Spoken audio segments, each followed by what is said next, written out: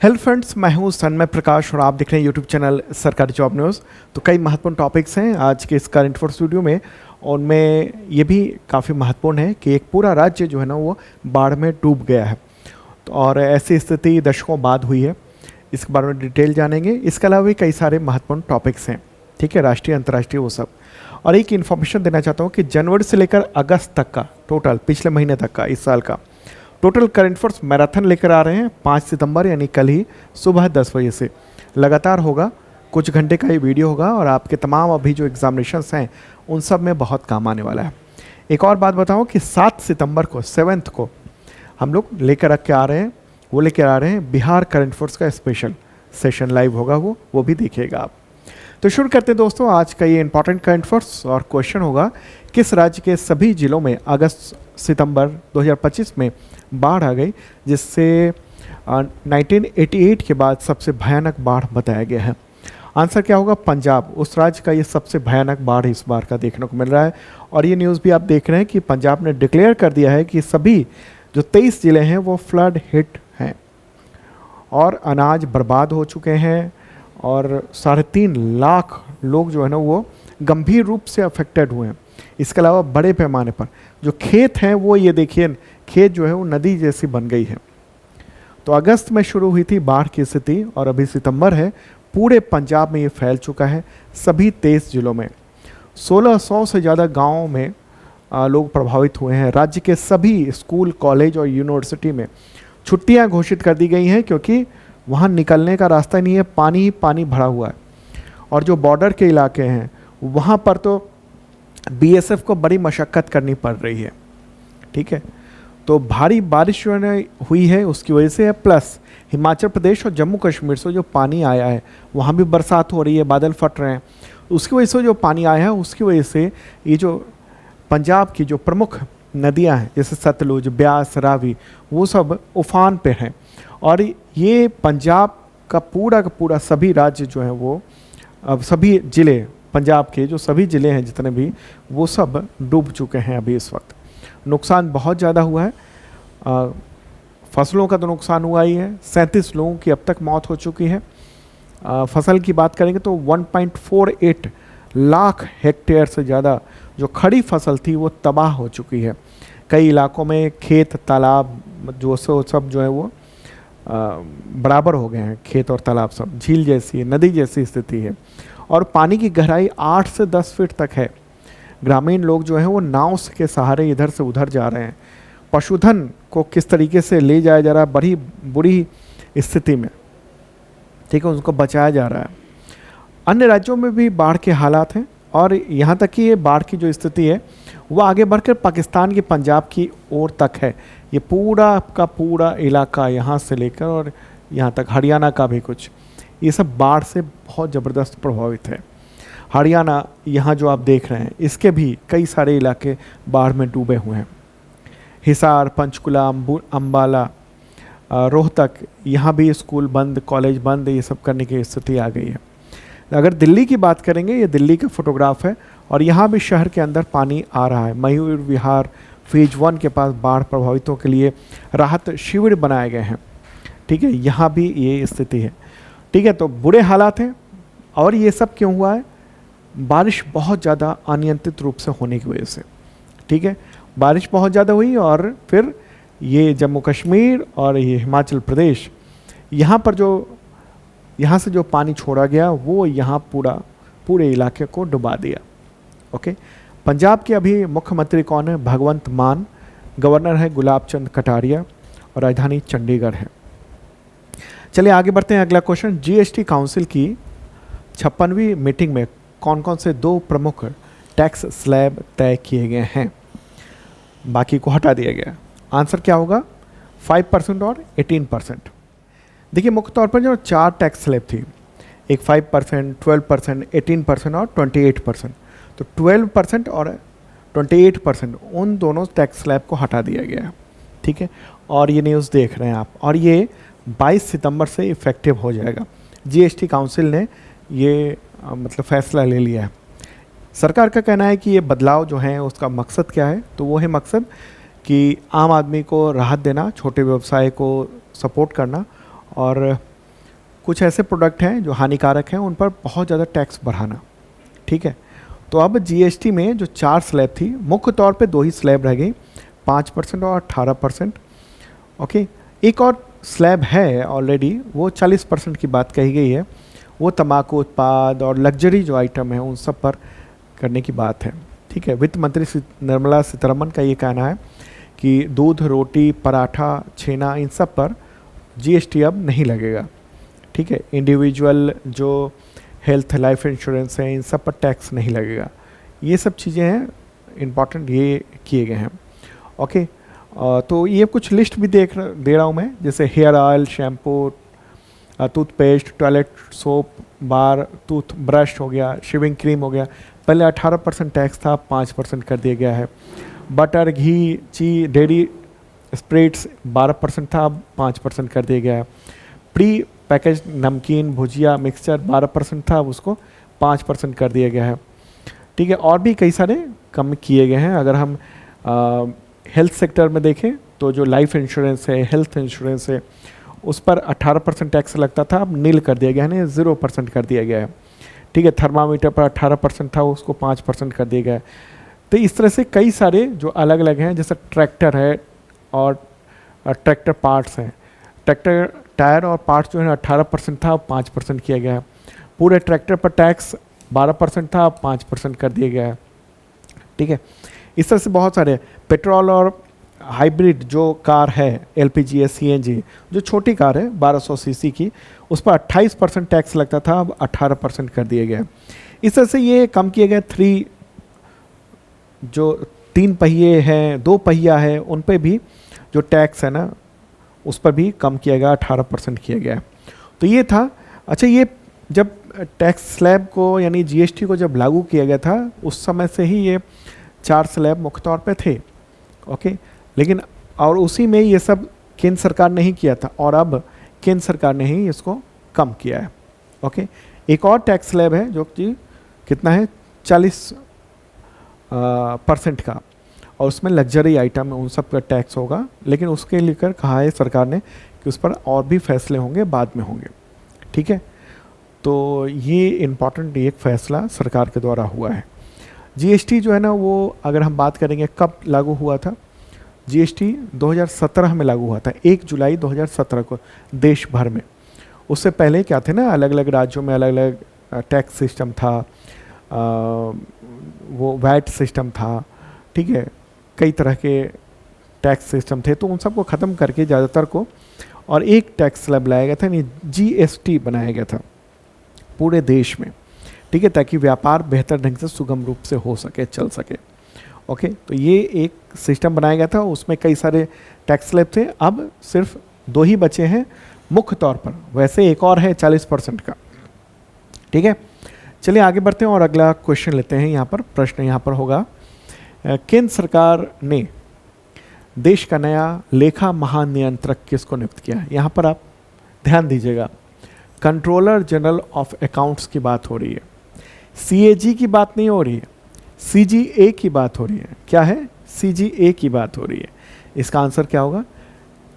इसका आंसर होगा टीसीए कल्याणी। ठीक है, और ये न्यूज़ देख रहे हैं आप, और ये रहा फोटोग्राफ इनका। टीसीए कल्याणी वो 1991 बैच की भारतीय सिविल लेखा सेवा की अधिकारी हैं, और 1 सितंबर को उन्होंने चार्ज ले लिया है। अब सीजीए होता क्या है? सीएजी का काम क्या होता है? ऑडिट करना होता है। ठीक है, सीएजी। और सीजीए का काम क्या होता है? सीजीए का काम जो है ना, वो भारत सरकार में एक महत्वपूर्ण अधिकारी है, जो कि फाइनेंस मिनिस्ट्री का जितना भी व्यय विभाग है, एक्सपेंडिचर डिपार्टमेंट है, उसके तहत काम करता है। और ये लेखा मामलों में केंद्र सरकार का, यानी अकाउंट्स के मामले में केंद्र सरकार का प्रिंसिपल एडवाइज़र के तौर पर भी होता है। ओके, केंद्र सरकार का जो अकाउंट्स है, खाते हैं, उन सबको तैयार करना, जमा करना, तो इन सब की जिम्मेदारी सीजीए की होती है। राजकोषीय नियंत्रण, यानी ये सब चीज़ें। ठीक है, इसके अलावा इंटरनल ऑडिट्स करना, इन सब की जिम्मेदारी भी इंटरनल सीजीए की होती है। बाहरी तौर पर तो जो ऑडिट्स हैं वो सीएजी करता है, लेकिन सीजीए ही हो गया। राजकोषीय घाटा को कैलकुलेट करना, मतलब पूर्ण तरह से कहें तो सरकार का जो अकाउंटेंट है ना, उसका चीफ वो यही है, CGA है। ओके, चलिए आगे बढ़ते हैं, अगला क्वेश्चन लेते हैं। उससे पहले आपको बताऊं कि इंडिपेंडेंस ऑफर चल रहा था जो समाप्त हो गया था, लेकिन बहुत सारे मैसेज आए कि सर बस मैं लेने से चूक गया, आप मुझे दे दीजिए। तो वो चलिए मैंने हमने फैसला, हमारी टीम ने किया कि चलो कुछ दिन के लिए और इसको ओपन रखा जाए। प्राइस जो है 85% तक कम है। तमाम मेंबरशिप है, जैसे ISPCS मात्र 199 का है, करंट फोर्स मेंबरशिप 125 रुपीज़ का है, 72nd BPSC का पूरा बैच है मात्र 3500 रुपये में। प्री मेंस और इंटरव्यू पूरा कवर कराया जाएगा, CGL, PET, SI सब कुछ जो है ना वो बैच है। तो शार्प लर्निंग ऐप है, उस पर आप जाकर देख सकते हैं। शानदार तैयारी हो जाएगी, करंट फोर्स की तो बम्पर हो जाएगी, और बाकी कोर्सेज के भी चाहते हैं तो। अगला क्वेश्चन लेते हैं, किस पड़ोसी देश में 6 रिक्टर स्केल और इसके बाद फिर 5.2 रिक्टर स्केल का भूकंप आया और जिससे 1400 से ज़्यादा लोगों की मौत हो गई? पड़ोसी देश का मामला है, सवाल हो सकते हैं, आंसर क्या होगा? अफगानिस्तान। ठीक है, और ये न्यूज़ भी आप देख रहे हैं। कब और कितनी तीव्रता का भूकंप आया है? तो 31 अगस्त को आया है 6 रिक्टर स्केल का, और फिर 3 सितंबर को आया है 5.2 रिक्टर स्केल का। इसके बीच में 31 अगस्त और 3 सितंबर के बीच में छोटे बड़े भूकंप आते रहे हैं। तो ये सेंटर जो है ना यहाँ पर था। तो चलिए मैप के ज़रिए इस चीज़ को समझते हैं। प्यारा भारत है अपना, और यहाँ पर ये पड़ोसी ये है अफ़गानिस्तान। ठीक है, उसकी सीमा कैसे लगती है? यहाँ जो आप लद्दाख देख रहे हैं ना, इधर वाला हिस्सा, वहाँ से सीमा लगती है यहाँ पर, जो कि अभी पाक ऑक्युपाइड कश्मीर के तौर पर हम देखते हैं। ओके, तो यहीं पर कहाँ पर भूकंप आया है अगर हम चेक करेंगे तो इस जगह पर भूकंप आया, इस लोकेशन पर भूकंप आया, यहाँ पर इस जगह पर भूकंप आया। और भूकंप की वजह से उसका जो नांगरहार प्रांत में जलालाबाद है, तो उसके आसपास के इलाके में बहुत बुरी दशा हो गई है। ठीक है, भूकंप तब आया जब रात को करीब 11:15 बजे के आसपास ज़्यादातर लोग सो चुके थे और कुछ सोने वाले थे। इसी दौरान भूकंप आया, 1400 से ज़्यादा लोगों की मौत हो गई। तालिबान ने अंतर्राष्ट्रीय स्तर पर सहायता मांगी है, भारत ने सहायता भेजी है, भारत के द्वारा भेजी गई सरकार के द्वारा वहाँ पर। और सबसे ज़्यादा तबाही जो है ना कुनार प्रांत में देखने को मिली है। ठीक, भूकंप आता कैसे है और इसी जगह पर क्यों आ रहा है, या हिमालय के क्षेत्रों में लगातार घटनाएं क्यों देखने को मिलती है? तो देखिए, ये पहले पैंजिया था करोड़ों वर्ष पहले, और फिर जो इंडियन प्लेट्स है ना वो टक्कर हुई थी यूरेशियन प्लेट्स में। ठीक है, ये भारत का हिस्सा है, और इस तरह से करोड़ों साल पहले जब टक्कर हुई उससे हिमालय का निर्माण हुआ। आज भी ये टक्कर मार रहा है इंडियन प्लेट, और हिमालय लगातार ऊपर की ओर उठता जा रहा है। तो ये इस तरफ देखते हैं हम, अफ़गानिस्तान है। तो यहाँ क्या है, जब भी अगर कुछ प्रॉब्लम होती है प्लेट्स में, अगर टक्कर में हो, ठीक है, तो उसकी वजह से भूकंप आते हैं। और ये सब इलाके जो है भूकंप प्रभावित क्षेत्र है। आप देखिए कि इस जगह पर जो एक यहाँ प्लेट टकराती है, यहाँ ये जो इलाका है ये म्यांमार है। म्यांमार में भी अभी कुछ महीने पहले भयानक भूकंप आया था, उससे बहुत तबाही हुई थी।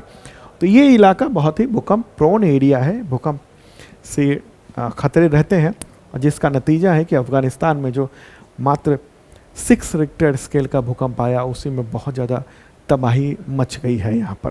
ठीक है, भारत ने मदद भेजी है। विदेश मंत्री एस जयशंकर ने कहा कि 1000 परिवारों के लिए टेंट पहले ही दिन, मतलब भूकंप के अगले ही दिन ही पहुँचा दिए गए, और उसके बाद फिर खाद्य सामग्री पहुँचाई गई है, और बहुत सारे चीज़ें पहुँचाई जा रही हैं अभी। ठीक है, 1 दशक में भूकंप से यहाँ पर अफ़गानिस्तान में 7000 से ज़्यादा मौतें हो चुकी हैं, और ये डेटा संयुक्त राष्ट्र का है। ठीक है, चलें आगे बढ़ते हैं। उससे पहले अफ़गानिस्तान के बारे में कुछ जान लें। अफ़गानिस्तान की जो राजधानी है वो क्या है? काबुल है। सर्वोच्च नेता वहाँ पर हैं कौन? हिबतुल्लाह अखुंदज़ादा। प्राइम मिनिस्टर हैं हसन अखुंद। आबादी करीब करीब 50 करोड़ के आसपास है। मुद्रा वहाँ पर अफ़गानी चलती है। अगला क्वेश्चन लेते हैं। ऑस्ट्रेलिया के तेज गेंदबाज मिचेल स्टार्क ने इंटरनेशनल क्रिकेट के किस फॉर्मेट से संन्यास की घोषणा की है? आंसर होगा T20 फॉर्मेट से। 35 साल के हैं मिचेल स्टार्क, और ये फैसला किया उन्होंने कि 2027 में जो होने वाला वनडे वर्ल्ड कप है उस पर फोकस करना चाह रहे हैं, और इसी वजह से T20 से वो अलविदा कह रहे हैं कि T20 अब नहीं खेलेंगे। ठीक है, तो ये उन्होंने ऐलान कर दिया है। ओके, और ये रहा फोटोग्राफ इनका। चलिए आगे बढ़ते हैं, अगला क्वेश्चन लेते हैं। राष्ट्रीय वार्षिक महिला सुरक्षा रिपोर्ट एवं सूचकांक यानी नारी NARI 2025 में किस शहर में महिलाओं के लिए सबसे सुरक्षित, किस शहर को भारत में महिलाओं के लिए सबसे सुरक्षित बताया गया है? क्या होगा आंसर इसका? इसका आंसर होगा कोहिमा। कोहिमा क्या है, किस जगह की राजधानी है? तो नागालैंड की राजधानी है। और ये न्यूज़ भी आप देख रहे हैं कि कोहिमा, उसके बाद फिर विशाखापट्टनम, मुंबई, ये सब जो है ना वो सेफेस्ट सिटी हैं। और उसका डेटा मैं बताऊं, सबसे ज़्यादा जो पॉइंट मिले हैं सेफ होने में, तो 82.9% ये मिला है कोहिमा को। उसके बाद स्थान आता है विशाखापट्टनम का, 72.7% सेफ्टी है वहाँ पर।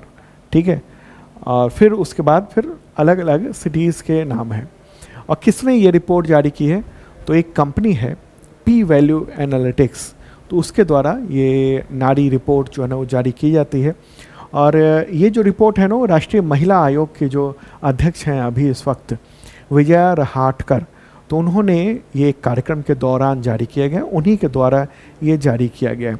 इसमें कई सारी चीज़ें देखी जाती हैं सुरक्षित माहौल में कि जेंडर इक्वलिटी कितनी है, यानी लैंगिक समानता कितनी है, नागरिक भागीदारी कितनी है, पुलिस व्यवस्था, महिला अनुकूलन है कि नहीं है, पूरी बुनियादी ढांचा कैसा है, इन सब चीज़ों को देखते हुए स्कोरिंग की जाती है। उसमें ये रिपोर्ट जो है वो देखने को मिली है। अगला क्वेश्चन लेते हैं हम लोग। राष्ट्रीय यही नारी 2025 ये जो रिपोर्ट आई है उसमें किस शहर को भारत में महिलाओं के लिए सबसे असुरक्षित शहर बताया गया है, यानी उसको सबसे कम पॉइंट्स मिले हैं? आंसर क्या होगा इसका? आंसर होगा रांची। ठीक है, और इसे कितना पॉइंट्स मिला इस सर्वेक्षण में? देखिए 58.1%, सॉरी, रांची को जो ना 56.3% का ये आंकड़ा मिला है। ठीक है, रांची को कितना है? 56.3, और फिर श्रीनगर को उसके बाद है 58.1% जो है ना उसकी रैंकिंग की गई है। फिर देख रहे हैं हम कोलकाता है। ओके, तो सबसे असुरक्षित की बात करेंगे तो वो अभी रांची देखने को मिल रहा है। ओके, जो खराब बुनियादी ढांचे और जो पितृसत्तात्मक जो व्यवस्था है ना वो बहुत ज़्यादा है इन सब इलाकों में। रांची हो गया, श्रीनगर हो, कोलकाता, दिल्ली, फरीदाबाद, पटना, जयपुर, इन सारे इलाकों में। और इसमें रांची जो है ना वो असुरक्षित में ये रांची है।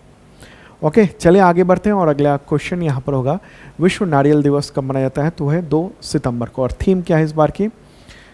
Coconut for a circular economy, building partnership for maximum value.